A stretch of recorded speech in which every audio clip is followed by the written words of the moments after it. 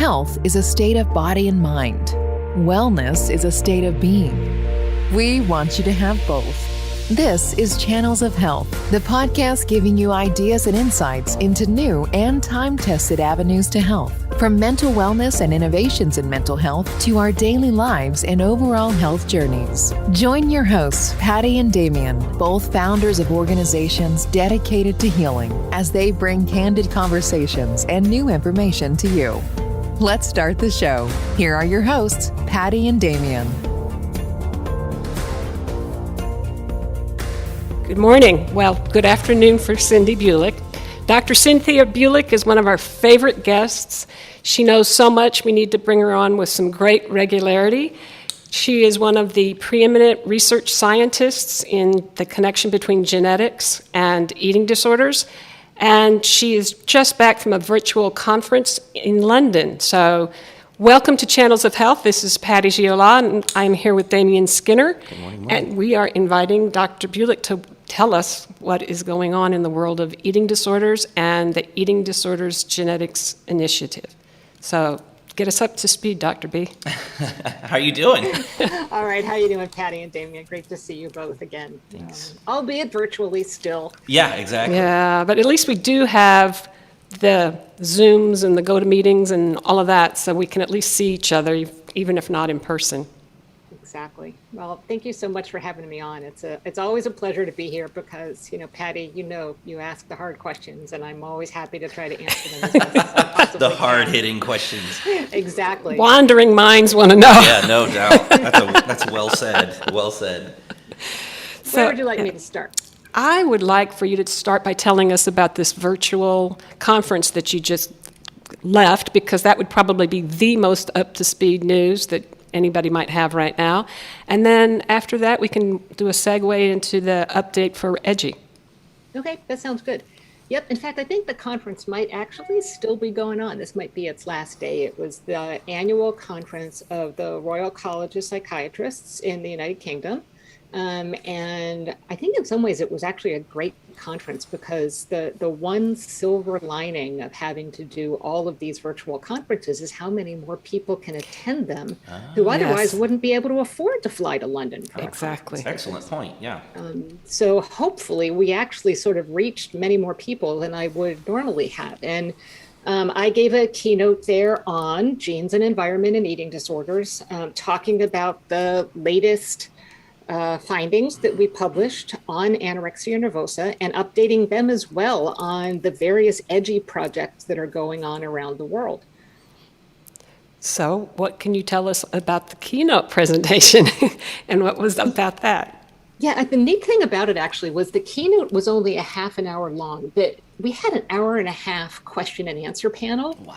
Which I really loved because, even though people submitted their questions digitally, they typed them in and then the moderator asked them, it just sort of allowed me to go into more depth about what was actually happening. So we presented the findings that we've presented elsewhere already that show that genetically anorexia nervosa is both a psychiatric and a metabolic condition. And, I was able to delve a little bit more deeply into what does that mean. And, of course, we don't know exactly what it means yet, except that maybe one of the reasons that we still do such a poor job treating anorexia nervosa is because we're focusing primarily on that psychiatric side and not asking really hard scientific questions about what's going on with their bodies metabolically. Right. Dr. Bulik, I think a lot of people who don't study this for a living or don't live with it don't truly understand the difference between a metabolic concern. That's what I was about to ask. Yeah. Okay. Yeah. We have one brain between the two of us. That's right. Yeah, maybe break that down a little bit for our listeners, because I didn't know that people didn't understand that it was on both sides, if I can put it that simple. Yeah, you can, absolutely. Okay. And maybe sort of smack in the middle. And I think I've always said that anorexia rests on the mind-body border, and we need to pay attention to both of those. But it's very much been considered a psychiatric condition for decades. And so we treat it with psychotherapy, we treat it with psychiatric drugs, which, by the way, don't work. There are no medications that work for anorexia nervosa, but they're all targeting sort of psychiatric processes, depression, anxiety, etc. What our findings showed was that on a genetic level, not only does anorexia sort of cluster with other psychiatric disorders, but it also clusters with metabolic processes like risk for type 2 diabetes, like leptin, like insulin resistance, which means that there's something going on in these people on a fundamental biological level that suggests that their metabolism is, for lack of a scientific term, out of whack in one way or another. That might be why, one, it's possible for them to get down to these really low body weights. And two, after we renourish them in hospital, their bodies seem to pull them right back down to that low weight again. Does that help? Yeah, big time. That's fascinating. Okay. And you've explained the connection that they actually feel physically better when they don't eat. And that's very confusing to a lot of my friends and colleagues. And again, there's still a major mindset that this is something that they choose to do. Would you explain, because it's a real common misunderstanding, and almost on a weekly basis I end up talking to somebody saying, I had no idea. So talk about it in layman's terms, but you're more thorough than I can explain it. Yeah, I can do that. Exactly. I mean, first off, I will underscore what you said is anorexia is not a choice, nor is bulimia or binge eating disorder. And that contributes to stigma because, like, I can't imagine someone coming up to you and saying, oh, I thought asthma was a choice. Right. You know, that just like blows my mind that for some reason they can say that about a serious psychiatric lethal illness, but not about any other kind of condition. So let's just get that out on the table right then and there. Eating disorders are not a choice. But this bit about anorexia that you're referring to, Patti, is what we often hear from people who develop the illness. And that is that at baseline, so in their normal day-to-day living, they're pretty anxious and maybe dysphoric, you know, sort of like sad, pessimistic people. And when they go on that first diet and when they restrict their food intake for the first time, they actually physically feel like their anxiety comes down. So, because the question is always, why will they continue starving themselves? What's reinforcing about that? What feels good about that? Right, yeah. And what they say is it's just like sort of like, you know, ibuprofen will take away a headache. For them, starvation can take away anxiety. Wow. And in fact, what we see is when we renourish them, their anxiety levels start to climb. And again, we've always psychologized that process. But I'm not convinced. So I think there actually might be a biological process that kicks back in when we renourish them that takes them back to that feeling of anxiety and dysphoria that they had before they got the illness. I love that explanation because it really is very simple. Not that many professional research scientists can also talk to intelligent but not professionally in their same field. So you've really helped people to understand.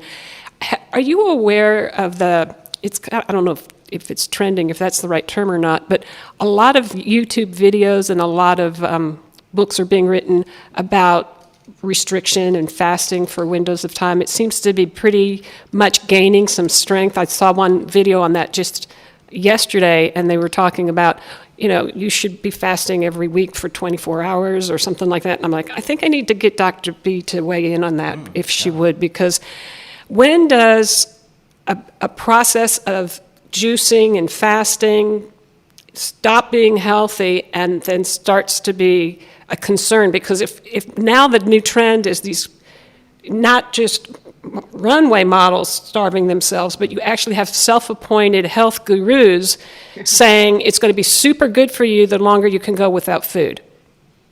And interestingly, this is something that appeals to men. Yes. Yes, the two people that were being interviewed yesterday, the interviewer and the interviewee were guys. Yep. Yeah. So this is what I call eating disorders in sheep's clothes. And the really interesting thing about it, well, first off, a study came out not that long ago, maybe a month or 2 months ago, that basically shows that this kind of intermittent fasting doesn't work in terms of weight control. So that's a myth. Bust that right there. But the thing that I've seen, especially among guys, is this becomes sort of a competitive thing. Shocking. And I see them like around the water cooler. Like, really, how many hours have you gone without food? Oh, yeah. Oh, that dude. is exactly true. It's like, man, I can go for like 48 hours without, it's like, oh my God. And here's where it crosses the line. It crosses the line to be unhealthy once it starts interfering with your life. Right. And believe me, if you're, let's just, and this is a little stereotypical, but we're going to imagine this family. There are 2 kids, a mom and a dad. And dad is an intermittent faster, and mom's the cook, just for convenience sake. Or even if dad's the cook, how can you plan for that and have the rest of your family eating a regular meal when someone is in their 48-hour fast? And what do you say to your 10-year-old child? Oh, daddy's fasting now, or mommy's fasting now. I mean, that is setting a terrible example. It's disrupting family life. And not just that, it's like, no, I can't go out with my friends on Friday because that's a fasting period. So it's interfering with your social life. Weird. Great explanation. Yeah. But isn't that probably the case about when anything becomes problematic, if you drink too much and that it interferes with your life? If your drinking interferes with your life, if your work style interferes with your I life? was thinking the same thing. Anything that starts changing your life obviously is ticking over into a negative space. So is there any good reason for intermittent fasting? Like, I come from, there's another whole side to this that we don't have to go into, but there's you use the term guru. There's also the spiritual mindset of fasting that's been around for, thousands and thousands of years. But in the world today, I don't see people saying, I'm going to go to the Himalayas for 4 weeks and fast. It's like, I'm going to fast while I'm going to meetings. I'm going to fast while I'm working. It's not the same kind of fast, so your mind kind of needs some juice in order to work. So if I was going to fast and just sit and meditate for 4 weeks, that's still pretty negative on the body. But imagine the day-to-day work. Where did this crossover come from in your mind? And maybe this is just a silly follow-up question, but no, it's interesting. There was a valid point at some point to this fasting idea. I think it's been over-commercialized and lost or something. Right. And the point of it has changed. I mean, I still have huge respect for the type of fasting that is associated with valid religious reasons. Sure. Whether it's Ramadan or one of the Jewish holidays or whatever. And that still exists. Although, interestingly, we have gotten lots of exceptions to those rules from religious leaders in those religions who acknowledge that this is unhealthy for people with eating disorders. Okay. So, and I think that's awesome. I always feel so great because I know a couple people. I actually did a documentary with someone whose eating disorder really got triggered by Ramadan. And she was looking forward to it. And like, I can fast again and it's legitimate, right? That's what I was just going to ask you about, Cindy, because I'm familiar with people in the Jewish tradition, the Jewish faith, saying the same thing. Exactly. And so you're not going to get one of those people to say, would you please interfere on my behalf? And so I don't have to fast. They actually crave the fasting. They look forward to it. And then they prolong the fast a little bit past when they're sundown or whatever the change of time is. So it's like an opportunity to cheat that everybody blesses and allows them to do, and they can get, Wow. But that's actually the exact answer to Damian's question. So the reason behind the fast got flipped. Yes. It went from the religious reason to this is an opportunity to lose weight or to achieve this sense of reduction of my anxiety that perpetuates my eating disorder. Wow. Yeah. Well, and again, this is a bigger subject, but something that we talk about on almost every podcast is how much mental health is becoming a marketed thing. And I'm 20 years marketer. The minute something becomes marketed and it has all the terminology and the t-shirts and the bumper stickers, it loses its impact. There's a bell curve of the awareness. And this might be a segue. I don't know. I'm like a bull in a china shop on some of these questions, but I would love to hear from you. You're on such the front lines on this with so much knowledge. What do you see from the biggest, broadest sense, this need to self-improve so much, everything? I don't know, if you even are getting where I'm going. I got to read 4 books in a day. I got to learn a new language. I got to lose weight. I got to work out. This intermittent fasting sits right in the middle of that as a easier way to accomplish some of your life goals. I'm 46. I never had all those life goals on me growing up, man. Like, I was doing good making my bed. People that are younger than me are so obsessed with the improvement. Do you feel like that is part of this general wave behind the eating disorder? Are people slowly getting caught into an eating disorder through the means of self-improvement? That's a weird, loaded question, but that's a hugely loaded question. It's exhausting. Yeah. I mean, honest to goodness, that is exhausting. And I think it's very much the same thing as we see in, high school students who are trying to get into college. Right. Who feel like they have to take, 7 AP courses and be on every debate team and chess team plus 3 sports teams. And it's like, oh my God, why can't, this is I love Bull Durham, right? That's like one of my favorite, I just want to be, why can't you just let me be, right? Yeah. And it's almost like that's not okay anymore. We constantly have to be striving. And I think we saw so much of that during the pandemic as well, where there was this pressure to, what did you achieve during the pandemic? And I'm like, are you serious? Yeah, I survived it. On the other end, surviving, right? Yeah, absolutely. But I think you're right. I mean, I don't think that that's the driving force behind eating disorders, because they've been there forever, but it can easily get entangled with it and become sort of like swept away with that tide. That's right. Yeah, it's the entanglement. You talk about Ramadan. I mean, what a wonderful thing. And then for it to turn into an eating disorder for someone, the way they interpret it. So back to the genetics aspect of that.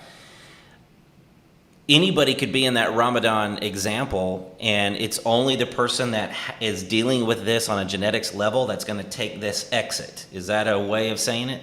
I love that. Let's actually do a day in the life. Okay. So it's Ramadan, you're fasting during the day. A person who was not genetically predisposed to anorexia nervosa, by the time the sun is starting to go down in the sky, they're starting to get hungry and grumpy and scratchy. Yeah, I can vouch for that. Seriously, I ended up accidentally finding myself in Morocco on Ramadan. Oh. And so we got a super cranky cab driver and that's exactly what he said. I'm sorry, I'm so hungry. Yeah, it's just Ramadan. Yeah. But you're right. I accidentally lived it. That's hilarious. Yeah, exactly. But that one person who's genetically predisposed is going to start feeling better as the day goes on. And they're not looking forward to their meal. And they're looking forward to the next day coming, because they'll be able to, to restrict again. Yeah. So it really does. Your response to fasting varies based on your genetic makeup. Wow. Oh, can I say something else? Of course. So we have a study, that I spend half of my time in Sweden when we're not in a pandemic and lockdown, whatever.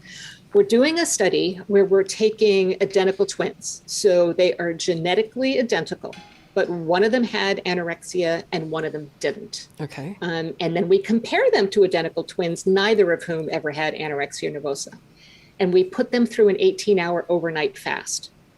And we put them in the fMRI scanner. Mm-hmm. We do neuropsychological testing. We do mood testing. Wow. We do biological measurements before and after that fast. So we're actually getting measurements on people who are genetically identical versus people who had no genetic relationship with them whatsoever, to see how they biologically and psychologically and their brains react to an 18-hour fast. Wow. So we're going to have data to answer this question. How cool. When will you have that data? One brain.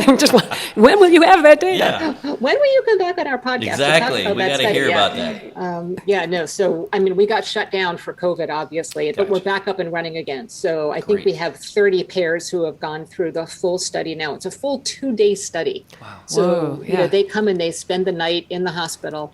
In our research overnight labs that we have there. And they're amazingly cooperative with this, because they want to understand their illness or their sister's illness or their brother's illness as much as anyone else does. Right.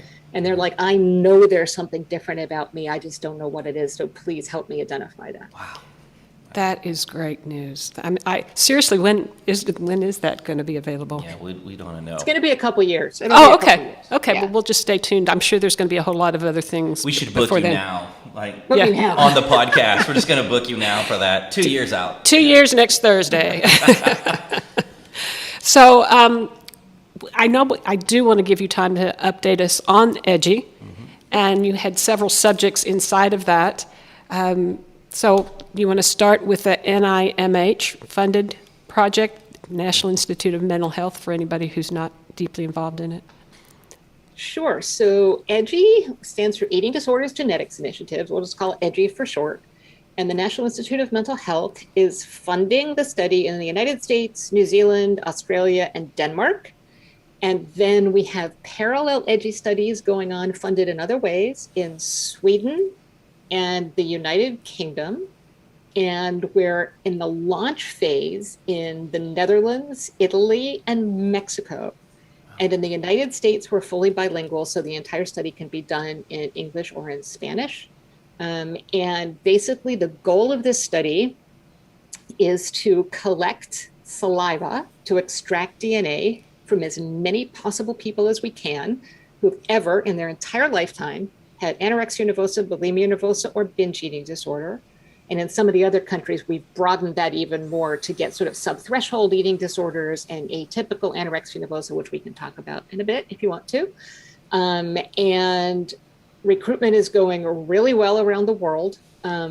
We're really heartened by the fact that we have actually reached our goal for Spanish-speaking participants in the United States already, and we're only a year and a half into recruitment, and we've got another year and a half to go.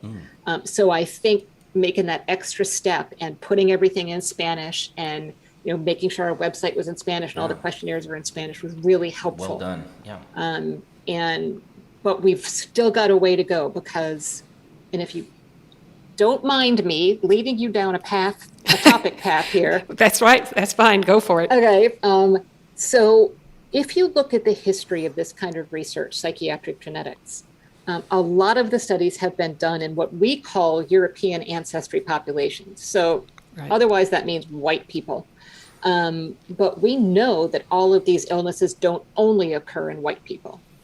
The reason it's really important for us to get genetic samples from people of all backgrounds who have eating disorders is because we need to be able to know if the same genetic factors are operative across different ancestries. And I can see Damian's eyes already rolling in the back of his head. But here's the follow-up question. I'm going to ask it. So let's just project ourselves, maybe 5 years down the line, where we've identified enough genes that we can identify biological pathways that contribute to eating disorders that we can target with new medications.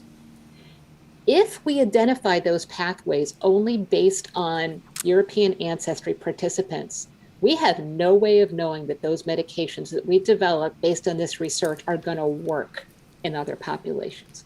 If we only study women, we have no idea if the genetic factors are going to be the same in men. If we only study European ancestry populations, we don't know if those are going to be the same biological pathways in people of African ancestry, Asian ancestry, other ancestries. So we absolutely have to make sure that our samples are representative of the way eating disorders live in the world, so that any treatments that come out of this research will be tailored to the actual underlying biology of those people. I have a couple of questions. How far are you in this search for the variety?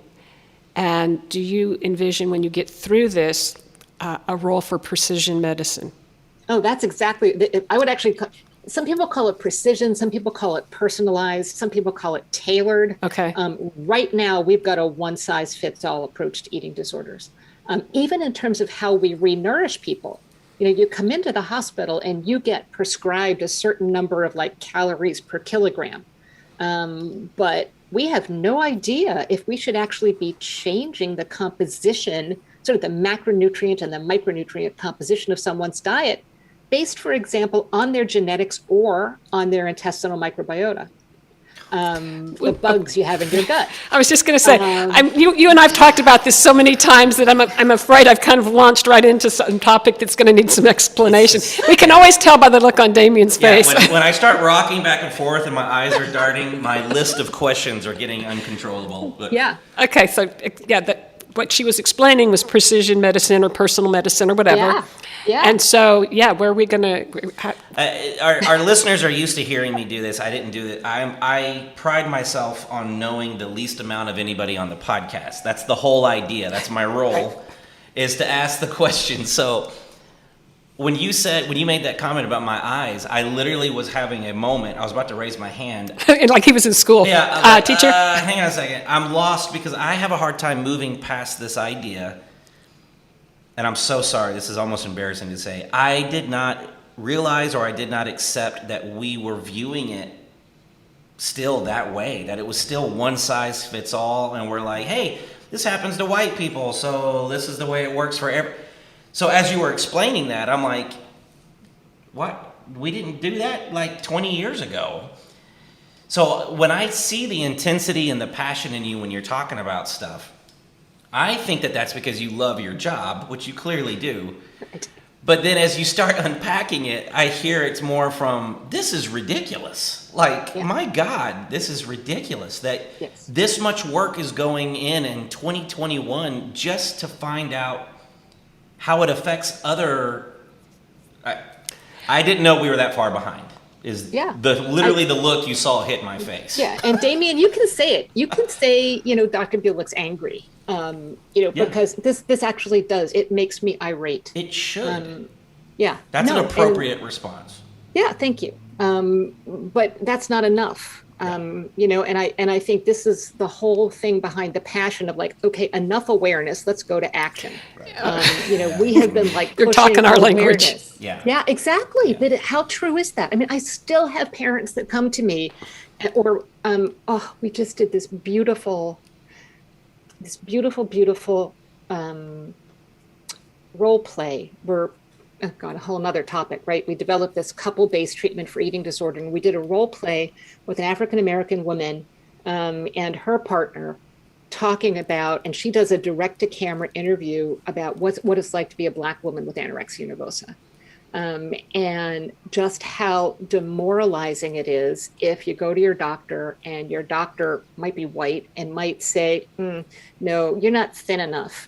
You don't really have anorexia nervosa. And she's like, these are my bones. This is like, I can't get any thinner. Or I've got all the cognitive, the brain, the thinking, the cognitions of anorexia. But just because I don't reach some BMI threshold, I don't count in your mind. And the number of people who have just sort of shrunk back under a rock because they've been invalidated or haven't been taken seriously, or said, you can't have that. You're a man. Men don't get that. Or, women in menopause get anorexia. Are you kidding? Or, Black people don't get, binge eating disorder. Whatever it is. It's just, inclusive healthcare is just, it's so important. Yeah. And listening to your patients is so important. And and look, I have empathy for physicians who have 10 minutes with you and now they have to take online notes at the same time. Right. So they never even look you in the eye. Yeah. But at the same time, we need to listen to our patients because they know their bodies better than we do. Yeah. Cindy, is this a good time? Are you okay? Because I think I've got something to add to this subject. So I think this could be a segue to explaining what atypical anorexia is, because the gal who said, these are my bones, had one situation, but I'd like to ask you to explain what atypical anorexia is. Yeah. It's actually a complicated answer because the definition is fuzzy and still differs across different countries.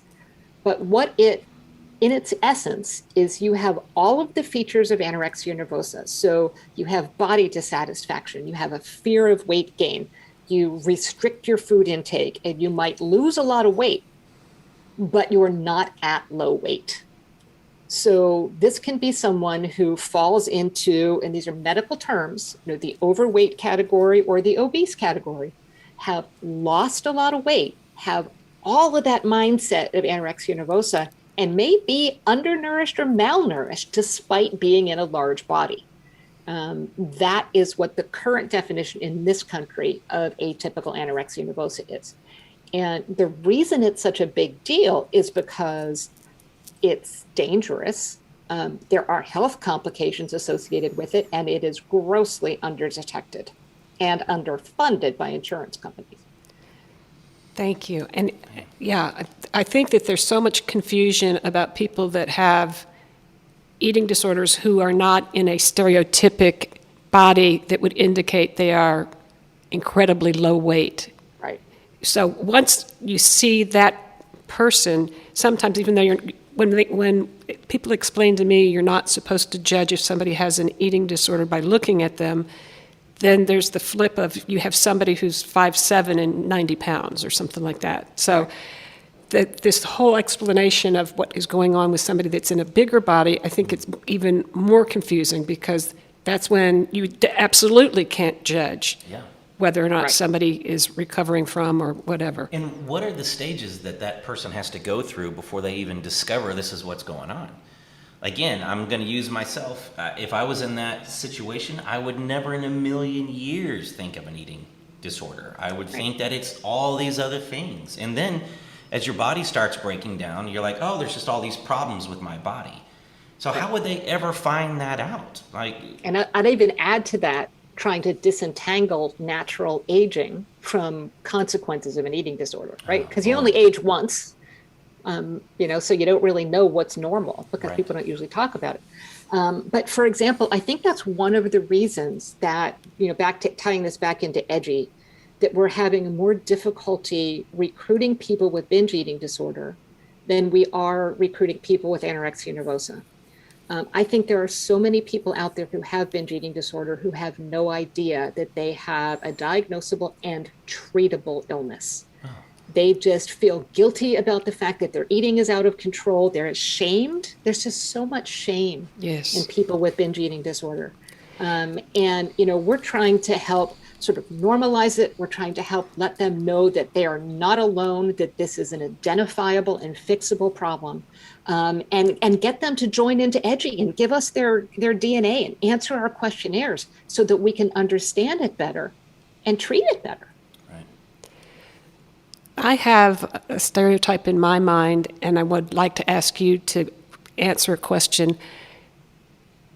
When people binge eat, what kind of foods do they consume? So typically, they are easily consumed foods that are high sugar, high carbohydrate, and it's often straight from the container, like, a half gallon of ice cream or a bag of chips or something along those lines. And it also varies a little bit by if it's bulimia or binge eating disorder.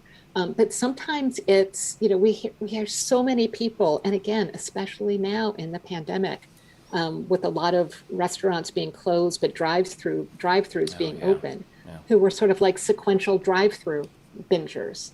And so their cars become sort of like a haven of safety where they can binge eat without being detected.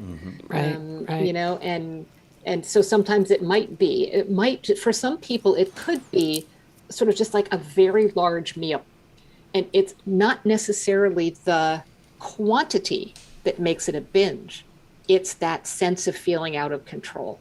That they just can't stop eating. That the brakes aren't there. The satiety signal, that signal that goes from your gut to your brain that starts saying slow down. I think this is a great way for people to learn about what satiety signals are. Next time you have a meal, just monitor your interbite interval. So the amount of time between bites. And what you'll notice is in the beginning of the meal, if you're hungry, it's pretty close. And then your interbite interval starts getting longer as you get fuller. And that means that those signals are going from your stomach to your head saying, we're starting to get full now, time to slow down, until that point where you put your fork and your knife down and you stop eating. Well, people with binge eating disorder, they override that signal or they're not born with it. So they don't have that internal stop mechanism, those brakes that stop them toward the end of a meal. Now, do they have the discomfort that comes with after that? So they eat that huge meal, they couldn't stop it, but they are still feeling all of the discomfort. It doesn't feel good. Okay. Exactly. So it's not that far to where it makes them feel great. They just don't have the ability to stop it. Okay. They don't have the ability to stop. And some people also talk about during a binge being sort of in the binge zone where it numbs them out for a period of time. And that really is why a binge works in the short term, because, if they're stressed or anxious or whatever, it just puts them in that sort of like binge zone for a while until actually the discomfort can break through or they get interrupted or whatever. But that's the reinforcing part of a binge. Is there a psychological element that is associated with the fact that not only am I binging, but I'm binging on foods that people wouldn't consider to be healthy as much as fruits and vegetables? Is there an added element of, I feel even more embarrassed because I'm eating chips or a half a gallon of ice cream. So not only do I have the issue with knowing that I'm satisfied, but now I feel really ashamed that the stuff I am binging on, I didn't binge on a bowl of bananas or something. Right. Celery is not a typical binge food, for example. Right. Yeah. And this was a big problem early in the pandemic, when we did the study of people with eating disorders in the first couple of months, like March, April 2020, right, where people found themselves binging on foods that people were stockpiling, right, because they were so afraid that the supply chain was going to diminish and they weren't going to be able to access food. And they had things like, boxes of cereal and protein bars and those sorts of things that were meant to sustain people if we actually did have problems with the supply chain. And then they would binge on them. And the guilt was just overwhelming. I got to bring this up right now. I've never shared this, but I had a friend, we're still very good friends, so I'll keep it really vague in general. But when he was over in Iraq in the military, he began binging their rationings, their the kits, whatever. MREs. Yes. MREs. And if any of our listeners have never enjoyed one of those, they are the worst tasting thing on the planet. Everything is, it's powder that is supposed to taste like cheese, or powder that's supposed to whatever. And that became a real problem, so much so that he was getting in disciplinary issues because he couldn't stop binging these kits. And I remember when, this was forever ago, and I remember when he was telling me, and I was teasing him. Like, I had no idea. I'm like, you were doing what? And we all thought it was like stoner munchies. We're like, you mean you just had the munchies every night and you were tearing into everybody's, these kits? They taste awful. And of course, he couldn't explain it. It was like, really? And he started saying, I'm doing it in my sleep. I'm just doing it in my sleep. Yep. And I'm sitting here listening to you thinking about, number one, how disgusting that food is. It was not for the pleasure of the food. It was numbing him out in a moment, and then he had peace in that moment. Is that accurate? That's exactly right. No, you are so on target. In fact, we have a grant in right now to look at this. I've got a daughter who's in the infantry, and we talk about this all the time, because the other thing about MREs is they're designed to be eaten fast. Right. So for someone who is predisposed to binge eating, you've got dense food, eaten fat.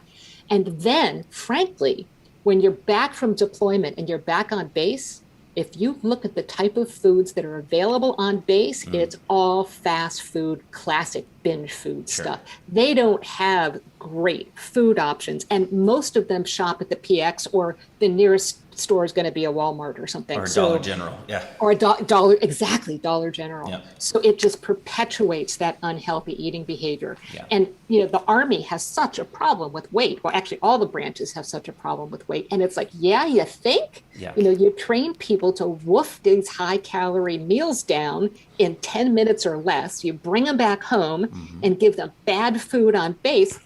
You've created the problem yourself. Right. I think she sees that as a problem, Damian. Yeah. It's not very clear. I don't know. Do you have an opinion on that? What do I really think, right? Yeah. Damian's got a question. I've got so many questions, but I'm trying to be good with our time. We've got you for about 15 more minutes. I would like to come back to Edgy, and because I've known about it since it launched through Patti and through Patti's nonprofit efforts and helping with that. But is there an issue in getting all the numbers that you need here in the United States? Because I think I heard you guys talking about that, and I don't want to get off of that. And I'd actually like to dig into it so I can understand why you think that is. So I just loaded it, and the audience doesn't even know. Where are we at? Because you were saying the Spanish-speaking audience is doing so great. Where are we at? It could still be better. Okay, can still be better. So where are you at with the other numbers? Yeah. So I don't understand why we didn't get 20,000 people in the first 3 months, given how many people in this country have the illness. In fact, I was talking with my Swedish team last week and I said, okay, how many people who are currently alive in Sweden have ever had an eating disorder? And they said 200,000. I said, okay, so we should be able to get 100,000 of them. So if we look at the number of people in this country who have ever had an eating disorder, why haven't they all signed up? And my answer to that is that in a smaller country like Australia, New Zealand, Italy, Sweden, we've been able to create national movements. Everybody, you find a couple influencers who everybody in the country follows, and boom, you hit almost everyone who's ever had an eating disorder. Right. So recruitment is actually faster in those countries. Here, we all have these pockets. We live in silos. And I mean, that's caused its own set of problems. For sure. Another podcast, right? But it's the same thing with eating disorders. It's like we can keep broadcasting this information to people who pay attention, but how do we get this information outside of that circle of people who are already attending to eating disorder related podcasts? Mm-hmm. And I haven't figured out how to do that. And I think that's what we need to do, because I tell my team, it's like, I don't want to just get 17,000 people. I want to get 100,000 people. Right. And some of the other disorders have that, but they've been working at it for a decade longer. Like major depression has that many, and sure. Schizophrenia has that many. But I don't want to wait that long. I don't want to wait 10 years to get that many. Right. But you're the marketer, Damian. I was just thinking how we can get. Well, when Patti was telling me this, I had a anger spike on the phone. I'm like, it was basically what? Like, yeah. Because being the way I am, after you and I talked last, after the event back in November, I just assumed you guys had your numbers and you were moving on. And being a marketer for 20 years, it can give you the sense that you're jaded. It's not jaded. You just have watched the way our population works for so long that if there's not, in America, in my opinion only, if there's not a true emotional pool, it doesn't register. Like, you can show numbers, and this is not like this around the world. I've done plenty of marketing in Europe and for years and years worked in other countries. It's not the same. And I think you're right on the population size, but also in America, I don't know if our education around eating disorders are on par with some of these other countries. Yeah, you got a larger population, but a lot of people, the shame, and we always come back to the shame factor. I'd be willing to bet that the shame factor is probably a little bit greater in America around eating disorders than in some of these other countries. Would you agree with that? I would actually agree. Yeah, right. People come up to me in Sweden all the time and are excited to tell me, I had anorexia when I was a kid. Right. And I'm doing a lot better now, but I would really love to participate in your study. What do you need? Yeah. I can't imagine that happening to you here in the States. Mm-hmm. I really can't. And so you have to go through, I imagine being someone like you that, you're working with real information, real numbers, not speculation. This has to be so frustrating to hear. But you have to go through an emotional filter to get most Americans past their shame. The shame could be that they had it. The shame could be that they knew someone that had it. The shame could be that they knew someone and they didn't do it. The layers of shame, you have to blast through that through an emotional communication. Is some of that because there's more open-mindedness in other countries to the concept of a mental health disorder, whereas in America, there's levels of stigma on mental health issues. Like, I'm willing to tell you I'm an alcoholic, but I'm not willing to tell you I'm anorexic. Right. No, I think that's true. I mean, I think we've sort of broken through depression to some extent. Exactly what I was thinking. The pandemic is helping us we've broken through breast cancer. Yep. I mean, that used to be hush, hush, right? Exactly. Yep. But now we all wear pink ribbons, right. So it's the same thing, but it's like we have to go through it for every disorder. Well, it's that bell curve that we were talking about earlier, So breast cancer is over here, almost to where everybody has a ribbon. The impact of that pink ribbon is not what it used to be. We don't see it anymore. We just scan past it. Right. Some part of our brain goes, that's pink, and that's it. Where you guys, you're here on that bell curve. You're still in that climb. you Yeah. know? Yeah. And I know that's frustrating, and there's a lot of creative ways we can, sideline. I'd be more than happy to talk with you about any of the things. Again, I feel bad. I didn't know that there was a struggle going on to get this. I'm part of that mindset. Like, Right. it's been announced. It's awesome. It's genetics. Like, I pictured there was a line of 100,000 people like, here, take my spit. But not so much. You're having to beg Not so for much. people's saliva. So let's take Yeah. a minute and talk about that. You say you have another year and a half where you're Yep. gathering data. Let's Yep. give you an opportunity to pitch. If somebody wanted to participate or somebody wants to suggest a family member participate, how would they contact you? It's so simple. I mean, all you have to do is go up to edgy.org, edgi.org. Or right there's a click, Espanol or English, so you can do either one.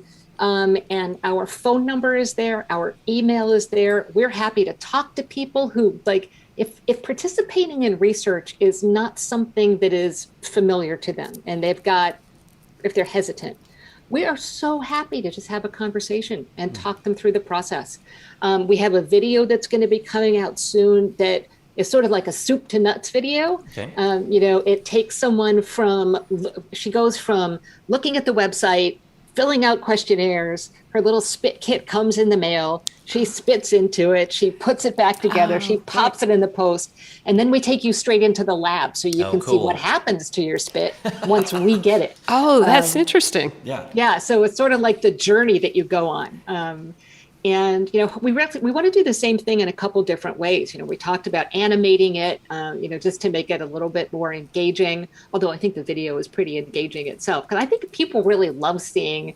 Okay, so I sent you my spit. Then what happens? Oh, yeah. They want to know behind the curtain. For sure. What's the wizard doing behind the curtain? Yeah. So it's hopefully that's gonna, like Damian said, help break through a little bit of that shame and get through that wall and maybe accelerate our climb up that curve a little bit. Right. There also the difference, and then I'll stop after this because I could talk about this forever. In the States, there's a difference between doing something because it's a good thing. There has to be an understanding of the benefit, right? And a lot of times people have a hard time with that. They're like, well, that's not right. This is such an important thing. It's just kind of a human nature aspect, which is after I do this, what is going to be the benefit? And you can say it day after day after day after day, but showing what that benefit is the difference of getting people into that cause mindset. The minute it's a cause, everybody's changing their social media pictures, everybody's got stickers, you are just a few ticks from hitting that wave, and I know it's frustrating, and I just cannot thank you enough, and it's not some just make you feel good. What you're doing and how you're doing it's just so incredible to see real work towards real solutions. It just... So let's Thanks, Amy. add on to that then and ask Cindy to say to the folks that are going to be listening here, what's going to happen after the data collection and what do you hope to get out of it so that we can answer that question? What's the solution coming from that? Yeah, what are we going to get out of that? Yeah. And what do we hope to get?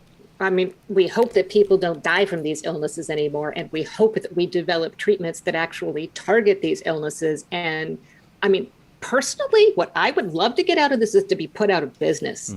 If we could figure out a way to identify and catch these illnesses right away and treat people appropriately based on their biology, that's going to change the world. Yeah. And I mean, it sounds like a huge goal, but that's where we're headed because it hasn't been done up till now. And we've got this global machine that is working on this now across so many different countries. That's awesome. We need more people, we need more engagement, and we need more people who are going to carry the flag. I think that's part of it too, to just sort of like wave that AG banner and saying, I did this because my friend died, or because my daughter died, or because I was ill for 13 years and missed part of my life. And like to create that cause. We're not there yet, but that's where we need to go. But I think that we are building momentum because the number of available labs that do genetics research, not research, but take genetics testing, and so that people do understand, I think that is growing because it's coming to be more affordable. to more people. What do you think, Cindy? Yeah, but unfortunately, many of those people are way out ahead of the science. So they see the opportunity to make a buck. Like if anybody tells anybody listening to this podcast that they can do a genetic test for anorexia nervosa, if you pay them money, don't believe them, because that is not possible. That's an excellent point. I love it. Because there is a ton of stuff out there, and it seems to be growing so rapidly, it's hard to keep up with the research back to. So anybody makes a statement to me about eating disorders, my go-to person is Dr. Bulik. Sure. Is this true? Yeah. She's like, well, not exactly. Yeah. One example of that is the research that's done on the microbiome. Because I've asked you about that before, and you gave me your opinion. I don't know if you want to record it, but talk about the science and how much people. I'll let you go from there. You know what I'm asking. No, I mean we're doing it. So we've got about 10,000 samples that are about to get sequenced. So we'll have both genetic data and microbiome data, because one of the things that we want to understand is how those two things interact. Like, how does your genome interact with the genome of all the bugs in your gut? That's basically the fundamental scientific question we're doing. So cool. And talk about a data problem, right? No doubt. Yeah. So yes, I think it's really important research to do, but it's another one of those fields where the commercialization outpaced the science. Like they just ran for a touchdown with this stuff. They did. But way ahead of the science. And I mean, we've done some real science about the microbiome and anorexia, because we know that there are differences. They sort of have an impoverished microbiome. They starve the bugs in their gut, right? But we need to understand so much more about it. And that's why we're going to get those samples sequenced and start looking at the science. So have me back maybe in a year. So before the twin study, have me back in a year to talk about the bugs. Okay, the bugs. I don't even think a lot of people, and maybe I'm not up to speed on a lot of reading, but I really didn't know much about the microbiome until you presented at a conference. Would you kind of do a layperson's explanation of the connection? And, well, first of all, what is it?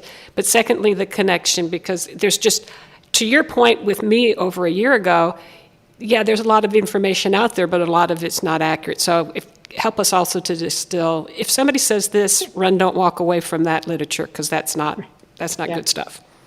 So in the simplest of terms, this whole area of research is who's there and what are they doing?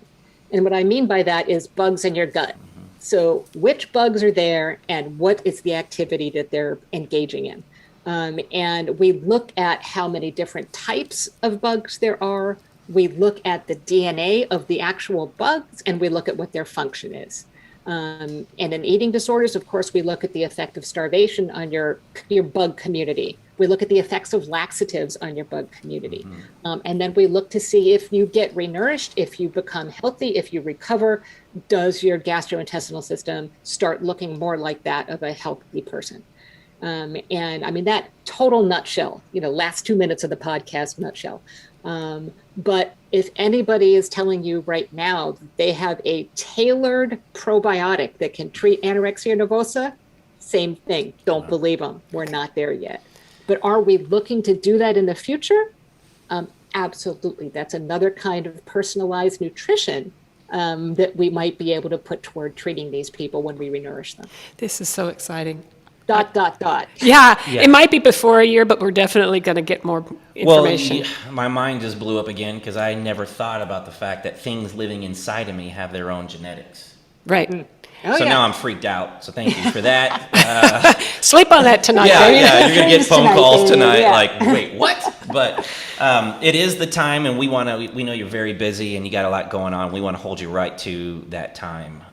Was there anything else that you want to say, or anything in particular you want to plug? Obviously, everybody that can needs to go to edgi.org, edgi.org. If you don't qualify for this, and if you know someone that does, you need to share it with those people. Is that the best way to say it? I think that's beautiful. And if you have questions, give us a call or drop us an email and we'll respond. Awesome. One more for clarification. You said something earlier about signing up for EDGI because your motivation was that your daughter had an eating disorder or something like that. So is it going to be hard for somebody to qualify to take the research or to be part of the research, I mean to say, if they are related? Like, for example, my niece died from anorexia. So would I be able to take that study? Because I wouldn't qualify because I'd been diagnosed with the mental health illness of eating disorder, but would I qualify? How would I get past the filters, what I'm asking? Right. So we're asking people who have ever had the illness, as well as people who have never had the illness. But if you have a biological family member who had an eating disorder, likelihood is high that you might have some of those genes that influence risk for the illness yourself. So we do not like to have, for this particular design, we don't have family members involved. Oh, perfect. I'm glad I asked. Yeah. Okay. Yeah, Because case control design. Right, so right, people right, right. with the illness versus people who have never had the illness or their first degree family members. So you might be far enough away that you could be a But you're control. keeping that data set separated, basically. Yes, exactly. Okay. But that's what I was asking is there'll be something on the edgy opportunity to enroll. That explains all that. Yeah, that was my memory, but I wanted to check to be sure. Yeah. Awesome. All righty. Thank you so much, Dr. Bulik, Dr. B, Cindy. Whatever. We I answer to love her. anything. Yeah. So, Well, thank you so much. And listeners, there's been a lot of information packed in this, and it's been great for us. Make sure you check out channelsofhealth.com for all of our other podcasts, and we will see you in the next one. Thank you for listening to Channels of Health. We're so glad you've joined us today. To find out more about our mission and to connect with Channels of Health, go to www.channelsofhealth.com, and you can email us directly at info@channelsofhealth.com. We look forward to our next episode with you. Until then, be well.